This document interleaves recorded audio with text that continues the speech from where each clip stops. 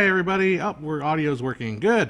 Okay, welcome to the live stream today. This is happening today on Friday instead of Wednesday. Usually do them Wednesdays, but Wednesday my mom had to do a lot of doctor's appointments, so I wasn't able to do it Wednesday, and Thursday was weird. And I'm trying something with slow mode, making folks have to post a message, have to wait 10 seconds a message. So it's telling you, I'm seeing if that maybe cuts down some of the weird spam that the other thing was. How you doing, Meow and Wang? How you doing, buddy? Nate program says I watched the film at 24 FPS yesterday. It felt like a slideshow that burned my eyes with outdated technology. The motion blur blurred my vision, and consciousness, and now I have gone blind. Well, that's a good thing. Maybe it's the masturbation. It's the constant masturbation that made you go blind. That's probably what it is. I wouldn't blame the 24 FPS. Hey, Luke B. I'm here from your brother. Now, let's be clear here. I'm not against masturbation. It's just in this case, this guy probably jerked it off so much. I'm sorry. We've just completely lost our all the ad capability of this channel. Ad suitability has gone to zero on this channel so far. I've done it in record time. Right says I've watched. I can put these on screen. I don't need to read them for you. I can put them on screen and read them with you. How about that? There we go. I think I figured out this program. Did it work? It's not working. Let's see if I go here, click send. Oh, there, it should do it. There it goes. I watched the 60 FPS. My eyes are burning. Keep feathering it in, brother. So yeah, today I got a pretty good response on that last video. Meow Wang says he actually watched Gemini Man in 60 FPS HDR 4K. Good God, it looked awful. I wonder what it would look like. I mean, I think the HDR in that film might look not great. Probably, I think the problem with HDR too is it had to do the high frame rate as well. So maybe the HDR require. I mean, high frame rate requires a lot of lighting. So maybe the HDR would have been overkill for that movie, or would have not looked right because you're pumping in so much light. I don't know, but yeah, the 60 FPS not so great. So this last video I put out, which was the sample rate video, I talked about 44.1 versus 48 kilohertz. Interesting idea, interesting concept. I really enjoyed looking into it, and I tried to make it as kind of accessible to everybody as possible, and make it like a cocktail party discussion that you could kind of say at a cocktail party. Although I tried at a party once, and yeah, people were looking at me pretty oddly. But the comments, now 95% of the comments are fantastic. Even the ones that are critical of me trying to correct a point that I was trying to make, that's great. But, well, one of my favorite heroes, Scott Adams, who's the Dilbert cartoonist, he talks about how there is a 20% chance, 20% of the poll, when you do a poll, a public opinion poll, 20%, 25% are just idiots. They're just beyond redemption. Yeah, YouTube comments. Hey Rick, how you doing? Thanks for the super chat. Yeah, some serious idiots on YouTube. Now I'm going to rant, and then you guys may probably think that I'm being egotistical here, and sure I am. But when you get hundreds of comments, and then you respond to a lot of them, or you read them because you like. I come from forums. I like commenting. I like talking to people online. That's just me. So YouTube comments I enjoy reading and reacting to them. But yeah, oh my God, they are some seriously dumb people. All right, let's read a couple of them here. I want to read. This one. Let's see, where is it? I had it. Well, let's go through a couple of them. So I got two people that were having a problem understanding what I meant when I said NTSC black and white version. And I'm going to read this one. NTSC and PAL are color systems, so it doesn't make sense to talk about NTSC and PAL, but not the color aspect. Maybe you meant System M and System B.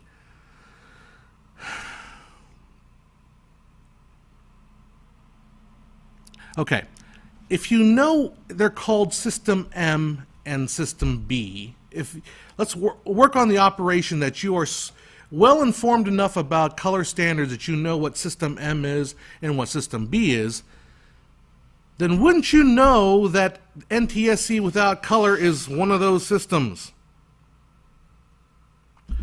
So I had to respond like NTSC color is the second color committee.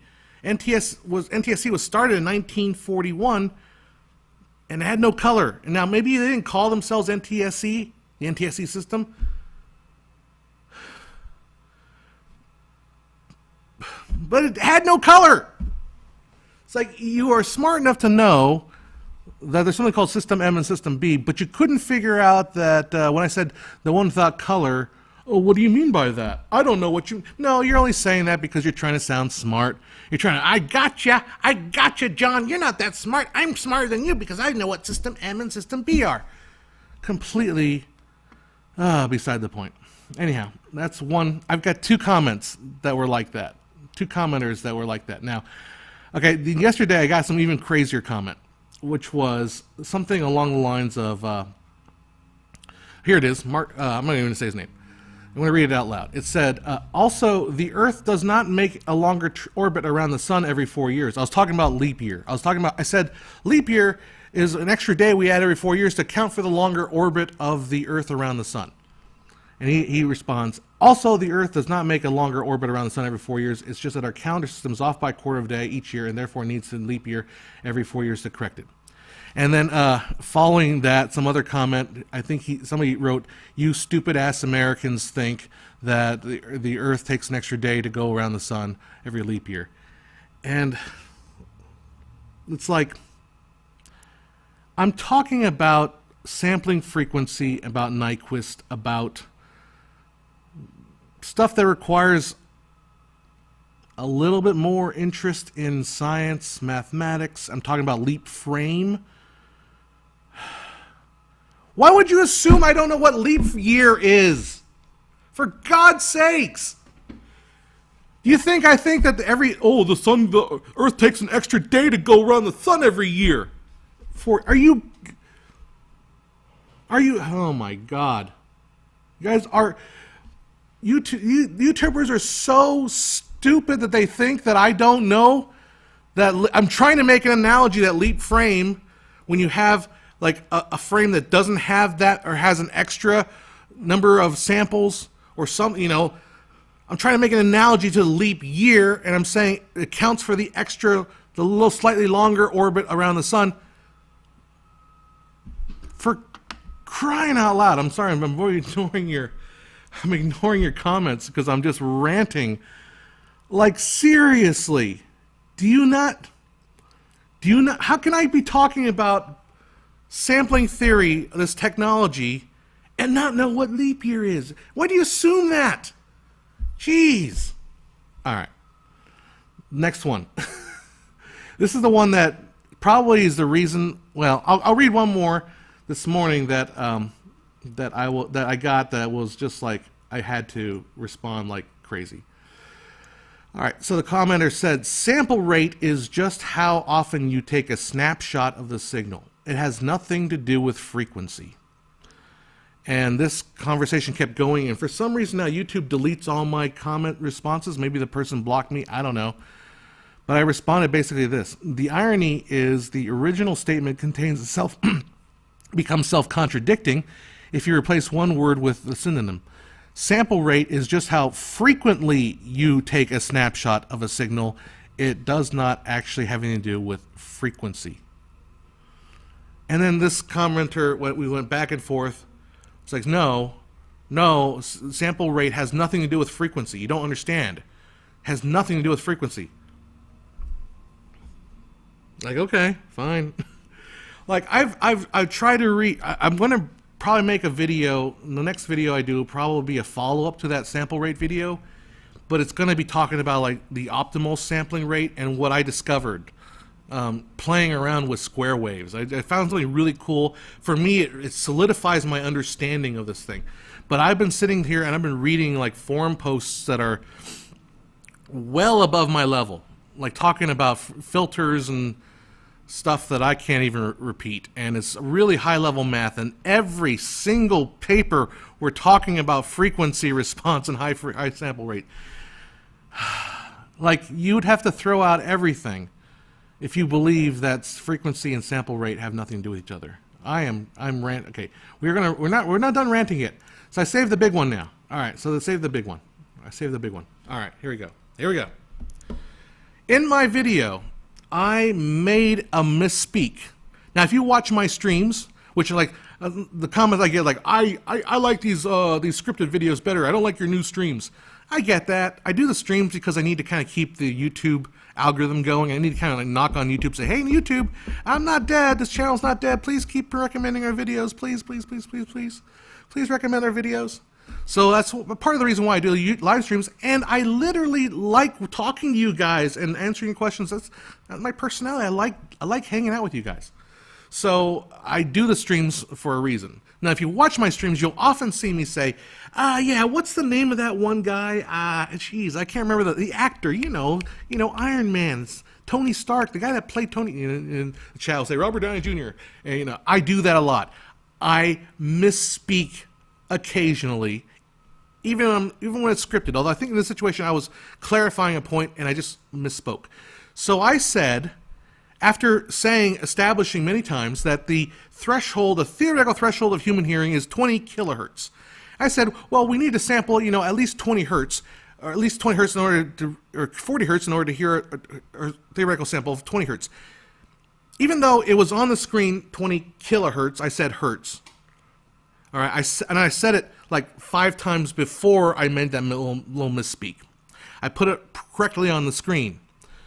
And when I edited, because I do edit these videos, like maybe some of the YouTube comments are under the impression that somehow I just speak and poof, magically video happens. No, that's live streams, yes, but not this.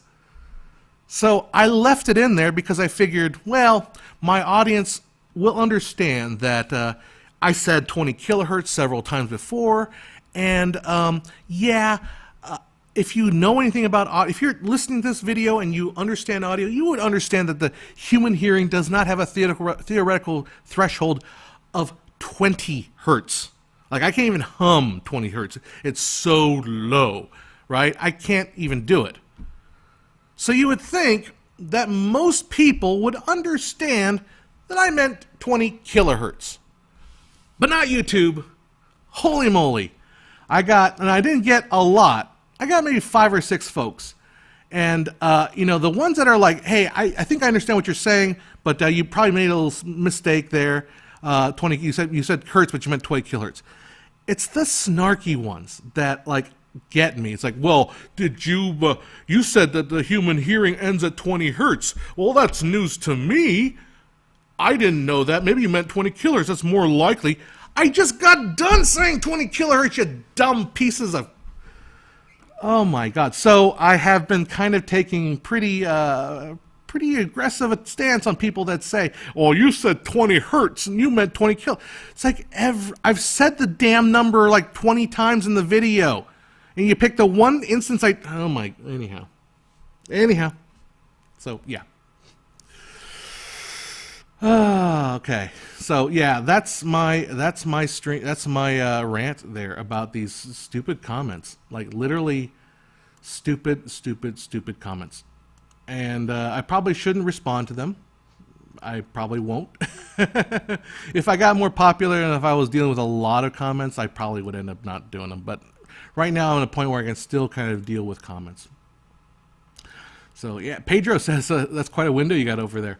That is actually just I was very lazy today, and I just left the Windows default screen on there.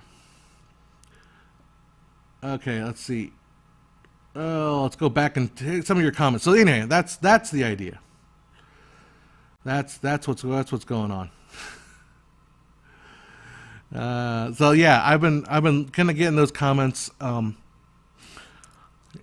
then like I said, I've been reading pretty heavily. So I'm doing my next video. I've scripted it out. I need to go through one more time and just clean up and make sure I I get everything properly explained in that video. And I feel like that video is not going to do well because I'm going to get into some pretty nerdy audio stuff. And I recognize too that unless you're following and paying close attention to it, you're gonna be like, whoa, what difference does it make? Honestly, like the first guy that came out in the video and complained about how his eyes were bleeding from masturbating too much. I mean, watching 24 FPS video and masturbating too much. The thing is, though, most people don't care. Most people don't care. So I can go ahead and do like a ton of videos about a frame rate, and if you're not following carefully the frame rate discussion, then you know, that's fine. Oh, Nate says you realize that was a joke, right? 24 FPS is fine. Well, you know, it's text, dude. You can't tell. So, you know, and I probably have a bunch of folks that. What's scary though is like I literally have comments that absolutely say what you said. I was trying to mock people that. No, I actually have. Thing is, I have people literally saying that on my comments without joking. That's why you can't tell. Well, it's not Godwin's law, but there's a law on the internet where it says that the difference between being sarcastic, there's no difference on the internet between being sarcastic and being serious. So like you can just go crazy. Nathan says, I want to blow your mind and ears over what's possible with low end of the audio encoding. Seek out high efficiency advanced audio coding samples online. It's nuts. I'm seriously probably not going to be that impressed. I don't know. I'm never, like, every time somebody says, oh, blow your mind, what you're going to see or hear, it's like, I don't know. All right. Shuintang Vakiri says, getting lots of noise and shadow. Bring me back to the real world. Bring me back down from the rant world to the real world of asking questions about technology of filmmaking. And he says, I'm skipping that. Getting a lot of noise and shadow errors even on low ISO. Am I doing a Canon M50? Please help. Okay, so there are a couple issues. Now, the first thing I always ask you, the first thing you always have to drive out is it user error? And it 95% is. How are you watching that video? If you watch it on a screen that is not calibrated properly, I mean, it isn't like way overblown, you're probably going to see the noise, even on low ISO. Now, again, or are you trying to gain up the video? Are you trying to like increase the exposure because you shot it too dark? You know, go outside on a bright sunny day, shoot with the camera with a low ISO, and then see if you're getting noise. Now, if you are, at that point, you might want to talk to Canon and say, hey, this image is not what I'm expecting. It's really noisy, even at super low ISO, and I'm outside, there's plenty of light, and there's noise in the issue. You might have a bad sensor. Who knows? I don't know. That might be something worth bringing to Canon. But check those things first out, for that you're monitoring it properly, and also that you are not doing anything to the signal that would generate the noise as well. Alrighty.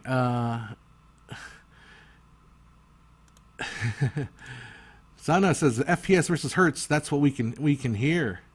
Yep. The interesting thing is, like, I've had people like try to talk to me about frame rate, but try to use the Nyquist frequency sampling theorem in terms of a frame rate, and it doesn't work really. I mean, it works to a certain extent, and it works only if you. Problem with frame rate and Nyquist, it's like you can't Fourier transform an image the same way, and it's not compatible. Some people try to make that. Yeah, Nate says, oh, I didn't realize people were that over the top. You have no idea how over the top people are on frame rate. It is insane. It is absolutely insane, especially on frame rate, which you gotta admit is like one of the most like innocuous, least important points in the world, right? It's like gamers complain, oh, a frame rate, I can't believe 24. They literally do say that blind, it'll make my eyes hurt, slideshow, those exact words. I've gotten those exact comments, and they will stick to their guns. They're not joking. But it's over frame rate. Like, literally frame rate. And the most ironic thing is the people that are the most vocal about their frame rate have anime characters on their avatars. It's like, anime. Really? You're going to talk about frame rate? You love anime? Which is a 1 frame a minute half the time. It's just the drawing with the mouth moving sometimes. It's like, seriously. Like, I mean, I know anime runs the gamut, right? But there's a lot of anime where it's just a static image. But of all things, you know, we gotta fight. We gotta find our tribes, man. That's the thing. We gotta find our tribes, and we gotta pummel the other tribe. The other tribe, they don't need to exist. Now, am I doing it here when I'm saying that these commenters are idiots? Yes, I know I am. I know I am. Hey, True Film. So the next video is going to the next video I'm going to do will be addressing the question that you brought up about square waves. And you helped me kind of, I hope you don't take offense to what I'm going to say. I'm not trying to like diss you on your comment, but I can explain it. And to me, by explaining what you were talking about, because he was talking about square waves and how's it you can tell the difference between a 10 kilohertz square wave versus a 10 kilohertz sine wave. And by explaining how you can tell the difference, I completely understand the idea of aliasing. So be on the lookout for that video. All right, so let's see. All right, like Thomas Hines says, remember the photon of light is being converted to an electrical signal. You don't see light. Oh, I missed that. I almost went to the other comment. You don't see light. You don't see light, you see electricity. That's not true, because the electricity is being converted back into light. So you're missing the other half of the signal. Yeah, people are pushing back. You don't see electricity. You're seeing electricity converted back into light. It's that, you know, there's I talked about in the dynamic range video. There is the curve, which is the photo to, I forgot the term for it, photo to electrical, and electrical back into photo. Because you have to have both. You can't just go back to electrical and just like, oh, here's electrical signal. No, it has to go back into photo. Okay, so now we're talking about photo stimulates the cell turned into electrical signal for the brain, which is really a chemical reaction between two neurons. Now you're just getting pedantic. I don't think we need to get that. That's just like, it's just saying like, well, everything. You're just feeling, you know, you don't really taste something. It's really just a receptor for chemicals, you know, like, okay, I get it, whatever. You're arguing semantics now. Most people today are educated past their ability to understand. So I was getting to this on Facebook. I don't know if this is exactly the point you're trying to make, but on Facebook, somebody was posting this thing like, instead of Algebra 2, we need to teach people how to do their taxes and learn how to find a job, and we shouldn't teach Algebra 2, we should be teaching life skills. And it's like, the point is, school is not training. School is education. And I would rather the school teach you Algebra 2, because I'm sorry, but like half of my videos need some familiarity with Algebra 2. You know, like, you don't necessarily need to do the math of the sine waves. When we talk about sine waves, I think that's Algebra 2. Or at least it's trigonometry. So I would rather you get educated in school and then save the training for when you actually need it. So if you watch, like I said, watch my videos, I don't teach you how to use, I don't train you how to use Adobe Premiere. I mean, that's never been my goal. I never wanted to do that. That's not what I want to do with this channel. It's not what I want to do, period. I don't want to train people in how to use software. But I want to educate you in how to think about how to make films, how to go about understanding microphones, how to go about all this stuff. I want to educate you to how to think about things. But I don't necessarily want to train you how to do things. There's a difference. Anyhow, that's, hey Clay, how you doing? I already did my rant, so if you want to watch it, go back. So I wanted to hit a real quick point here. I think it was Arseny was talking about. Here we go. I have a 120 hertz monitor, and to be honest, playing even 60 FPS is unacceptable to me. Watching movies is very different. Oh, you're talking about playing games or... So there's one thing I need to do, and I need to do a video about this. I haven't done it because I keep trying to make it perfect. I don't want any flaws in it, which is damn near impossible to do with a topic like frame rate. Problem is something called sample and hold. You know that famous website, Blurbusters, I think it's called, and it's got all those UFOs flying by? Like, most people just play with the demonstrations and try to grasp what it's trying to say. Like, actually read the articles. Like, if you actually read the articles and they talk about the problem is sample and hold. And when you have high refresh monitors, like 120 hertz, 144 hertz, I got a 144 hertz monitor in my front office there, and I've got 144 hertz on one side, and I've got 60 hertz on the other side, but older fluorescent 60 hertz, which flickers. The 24 FPS video looks better on the 60 than it does on the 144. And it's counter to what people think, because they think the even number of frames makes the 144 better. It doesn't. It's sample and hold is what causes the problem. And the solution to sample and hold is, what you call it? Black frame insertion. Ah, shoot. I will give her a call back later. So, as a client, I need to get going. I'll give her a call after I'm done here. Okay. Here we go. Nate asked, stupid question, but how come red, yellow, and blue are primary paint colors, but red, green, and blue are color channels we see?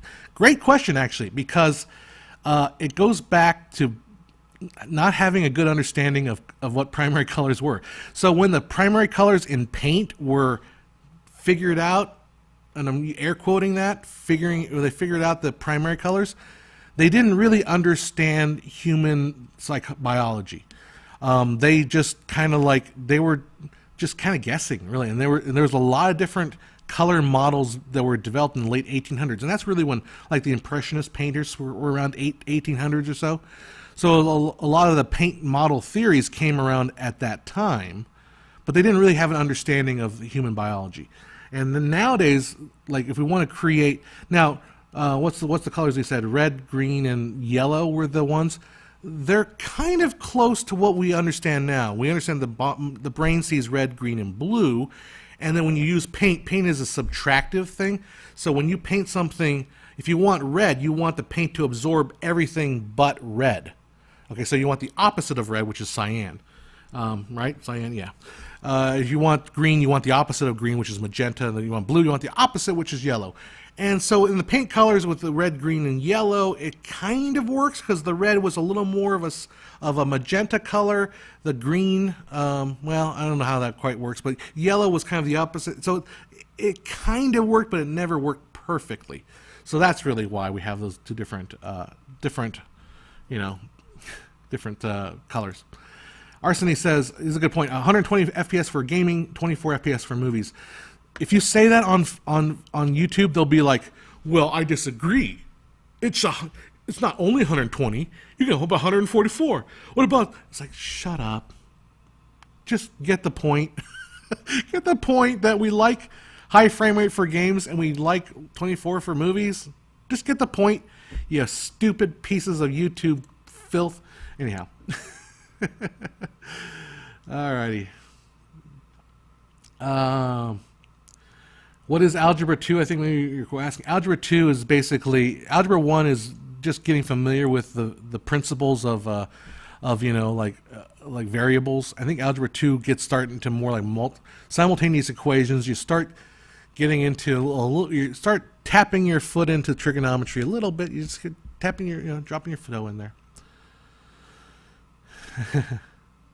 Nate says, I've always been gaming at 60 FPS due to lower monitor limitations, so I have no idea what I'm missing. I guess so. PayPal's talking to me. Nate says, I loved your video on rasterization because it wasn't a ton of detailed math, but helped me visualize the matrix transformations. Thank you. I forget what... rasterization, what you call it, the rendering video. Yeah. True Film says, I love 24 FPS on film, especially with low 3-blade shutter and no flicker. That's the trick. Flicker. Yep. No apparent flicker. Right. There's one exception. Medium pans with vertical lines and high contrast. I don't know. Like medium pans with vertical lines with high contrast, if you have the right amount of flicker, you can actually get away with it. It actually looks very smooth. Now, I've experimented with black frame insertion, which is fake flicker. And now, it might be a little bit of a stretch to say it looks almost as smooth as 60 frames a second, but it looks pretty darn close. It may not be as smooth as 60, but then again, you don't necessarily want to do medium pans. Like, can you name a medium pan with vertical lines? It doesn't happen very often in film. It's just like one of the things you just kind of shy away from. You just don't do. Or you do it for a purpose, you know, to make it tear the image or something. I don't know. But there are ways to do it. Anyhow. Plant says, what's the best approach to avoid overshooting on set? I know blocking and more blocking is the best approach. Any further hints? Check out Pony Puncher or Pony... It's the guy that directed Shazam. Pony Smash. Pony Smash. He has a great video talking about how there are certain ways of doing oneers. He does a lot of... Or you might want to do a oneer, not necessarily because you want to look cool, you don't want to draw attention to yourself, but the oneer as a way to shoot less and to shoot less coverage, so you don't have to reset light, but you can accomplish the same scene in one day versus calling it 2 days or something like that. Dang, my phone's going crazy. Comment, I'll call it. They're all trying to get a hold of me. So why don't you just call it trig? Because trig is a little more specific. And Algebra 2 doesn't, it touches on trig, it doesn't actually go into trig. So that's, I mean, that's the American educational system, which when you're on YouTube, the fact that you're American means that you're automatic, it's perfectly okay to be racist against Americans. That's apparently what everybody thinks on YouTube. Would you recommend any books and on photo and film? No, not really, honestly. I mean, there's a lot of books I'm sure that are great. I recommend you going out there and shooting stuff. You will learn faster, and then when you get the book, then you'll learn the book faster. You can't just sit and read the book like, oh, I get it, and then boom, you're better. No, you gotta like do it, and then move ahead. Yeah, moving from plasma to OLED was certainly a bit jarring when coming to motion clarity. Plasma was doing 24 at 96 killer. That's what a lot of people are saying, that the OLEDs have this sample and hold problem. Plasma was a flicker screen. It really was, but OLEDs hold the image, and really that's the problem. And CRTs, remember, are also not sample and hold. There's a whole community I discovered of people that are using old big box CRT monitors for gaming because the image is just better. The motion is better on a CRT than it is on an LCD, which, you know, is counter to people's belief. But yeah. True films, the red and blue, yellow were supposedly primary colors of painting. That's only because of tradition. If you look at printing, the printing process is cyan, CMYK, cyan, magenta, green, black. But Schlitz says purple is pink, but not quite. See, I am of the persuasion that thinks that purple should be Barney the dinosaur purple, or that purple thing from McDonald's, that purple potato thingy. That's, to me, is purple. Like, purple is not magenta. Then some people say that pink is magenta. When to me, pink is not magenta. Magenta is different than pink. Like, pink is, like the color of little girls' dresses. It's that very pale color, pale red. It's not magenta. Anyhow, we're getting into semantics. I love it, but I understand people have that thing of understanding. Nate says, so it was approximation how we perceive colors and was close enough that it stayed up to, yeah, basically, it's like, well, it's kind of like what Rembrandt used. You know, like, Isaac Newton had his own color theory he actually had, I believe, 7 primary colors, because he wanted to match the primary colors of the 7 notes of the Western musical scale. So he had 7 primary colors. You know, this stuff, like, it took a long time for us to understand the science of this, and a lot of experimentation, a lot of, trying to parse out, okay, how do we determine what the brain's actually seeing? Because we can't know. Like, imagine what 1800s technology, you couldn't MRI the brain and figure out what was happening. Well, The progressive atheist says 60 FPS is greater than 24 FPS. We all agree with that. 60 is definitely more than 24. That's not a up for debate. 60 is more than 24. Thomas Haynes says quadratic equation solving my least favorite. Yeah, that was a nasty bit. I hate it. I don't even remember the quadratic equation. Here I am teaching a lot of math stuff, and I don't even remember the something to do with square root of b minus 2a over 4ac, something like that. Yeah, maybe I'm right. I don't know, something like that. Saynar Omar says SCP is a program to convert in real-time video files into other frame rate. Yep, it sure is. And if you like that look, you know, I fall in line with one. DP had a great point, which was if you like high frame rate, then you go ahead and you just do whatever you want to the footage and make it look like crap. That's your prerogative. I'm going to make it the way I think it looks best. And if you want to screw it up, that's all up to you. And I'm fine with that. But then don't tell me that I got to change what I'm doing, because I like what I'm doing. I don't like what you're doing. Marcini says, I love old movies when you see blue aberration on distant trees. Looks very cinematic. I don't know if I like that. That might be, I mean, I don't know what old movies, let's see. I'm trying to think what old movies would do that. Maybe you're talking that just means like lens aberration, not necessarily to do with old films. All right. Stutz, will you ever do videos on working with the software? I do once in a while. I do like a trick or two I call just one things. True Films, I loved your observation. 124 FPS in acting, 24 FPS adds some kind of cinematic filter and makes acting more convincing.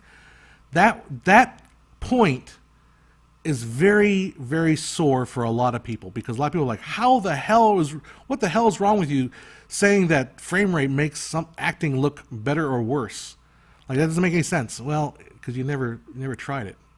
But it is true. I mean, it's like if you follow the logic that camera placement can make a ugly girl look pretty or a pretty girl look ugly, then why wouldn't frame rate change acting? It's the way the camera perceives things. It's nothing to do with reality. Anyhow, I think there's this misunderstanding that there's a reality. There is a reality, right? Things happen in a reality, and then what people don't realize is then we capture it with a camera. The act of capturing the camera is not reality.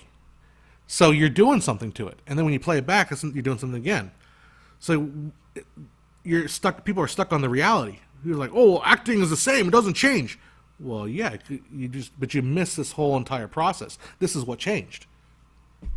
Anyhow, I overthink things. Rick H says, I'm the king of overshooting. Give me a linear nature of the content I shoot in. Just happens that we recently had 500 gigabytes of video and cut down to 12 minutes. Well, 500 gigabyte video cut down to 12-minute video is not that bad. Really isn't. Eggplant is purple. I agree. Eggplant is purple. That's what purple is. And plums. Plums are purple. Plums should be the color of plum crazy Dodges this year. Yesterday. Dodgers? I don't know if they were. Were they purple? I don't follow sports. Here we go. Does 35mm film help enhancing CGI in any way? I feel like CGI in movies that shot digitally are more digital. I don't know. I may be wrong. Maybe. I think what film can do, if you maybe print your CGI back onto film, maybe that will reintroduce the grain texture of film to CGI. I don't know. I just think that really, it's hard to say what CGI, it's really hard. It's wrong to paint CGI with one big brush and say it all looks bad, because there is some CGI that looks amazing, and there's some CGI that looks like crap, and there are some practical effects that look amazing, and there are practical effects that look like crap.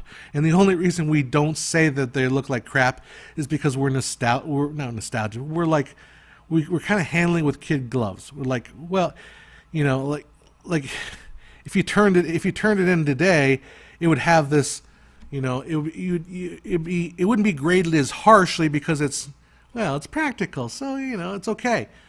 which is fine. I understand, but anyhow, does 35mm film help enhance CGI anyway? I think it can.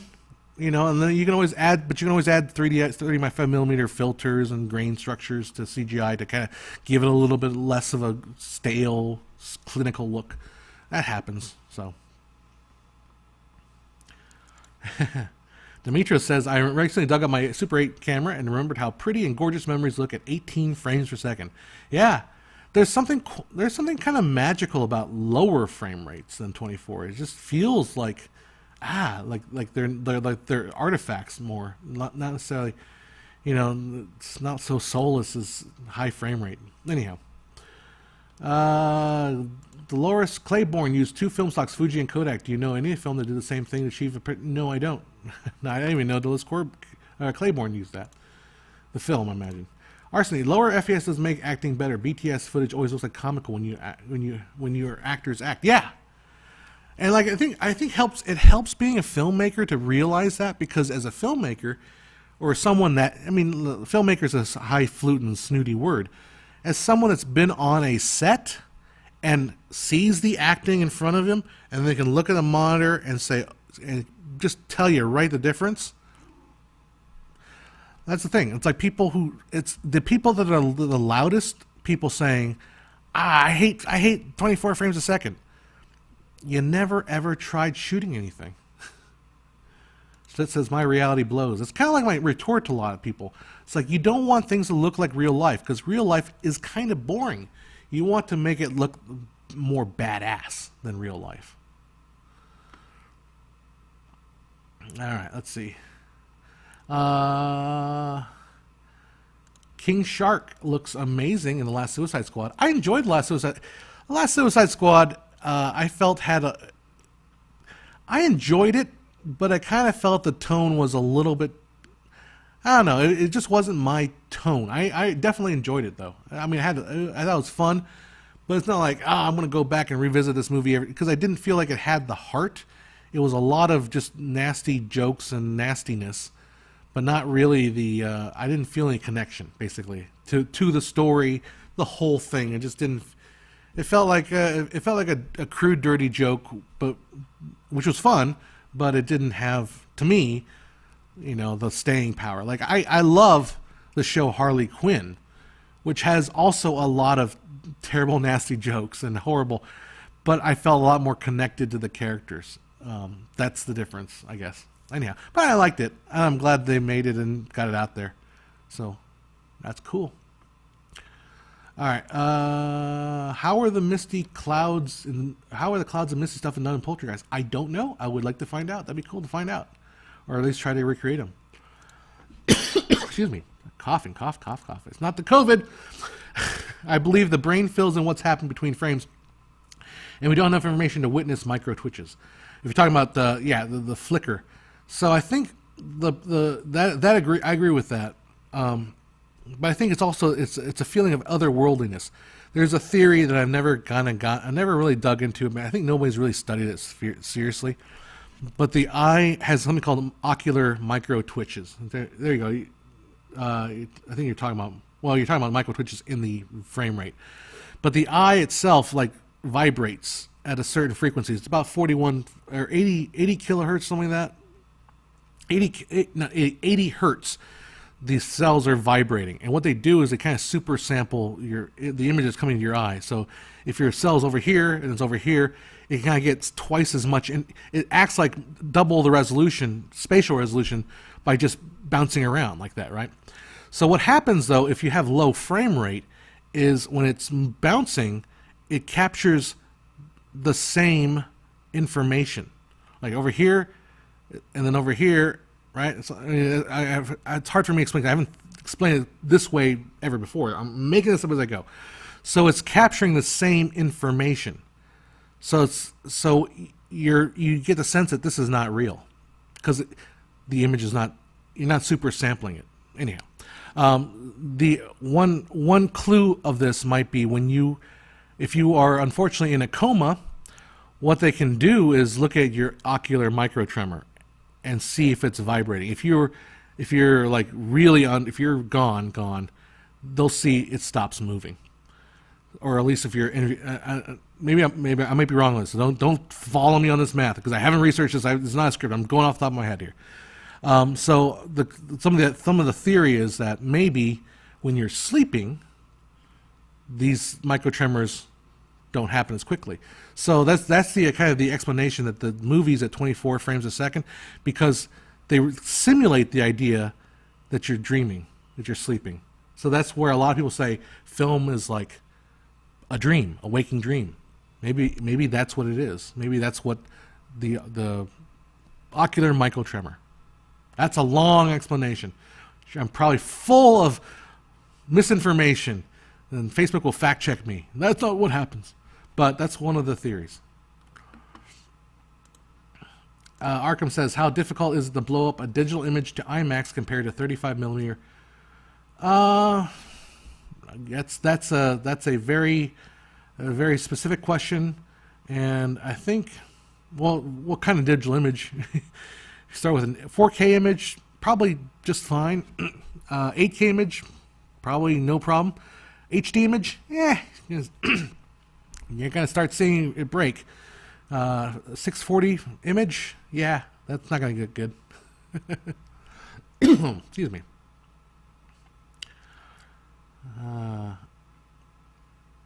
True film. I don't get all the technical mumbo jumbo. It's all storytelling. Yeah, I worry sometimes too. And personally, I fall in the trap of the technical mumbo jumbo, and it is technical mumbo jumbo. Ultimately, there is a story that needs to be served.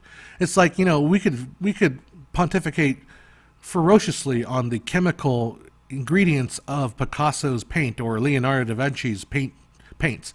I'm sure, there are certain types of Prussian white or Prussian blue, not Prussian white, Prussian blue and titanium white that Bob Ross uses in his paints, and we can talk about how this particular metal or that thing is superior, but doesn't really change things, does it?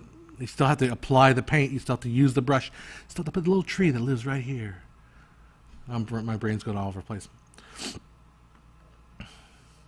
Those darn great courses again. Okay. Do I have a favorite lens kit? I'm talking about like Zeiss Super Speed series. I have, I own a Canon Cinema zoom lens, 24 to 80 t4.4, which yes, I miss some of the wider ranges, and I miss the extra aperture at t4.4 is pretty, stopped down, but I like the look of that lens so much that I'm willing to overlook all the little issues there.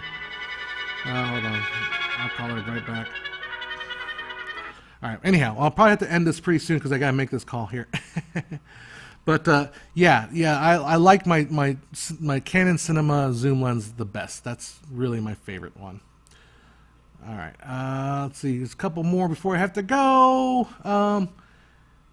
Any thoughts on using smartphones in feature films? Honestly, don't. It's just it's becoming more and more of a cliche. Like, just use a camera that will help you get your best image. Don't try to use a smartphone. If a smartphone is the only thing that works, by all means, go ahead and use a smartphone. Now they're knocking at my door. What's your take on progressive overlays for sporting events? Progressive all the way. Alrighty, well, I've got to get going because they're knocking at my door, and I will see you guys later. We'll go stream for next week, and I'll talk to you soon. Take care now. Bye-bye.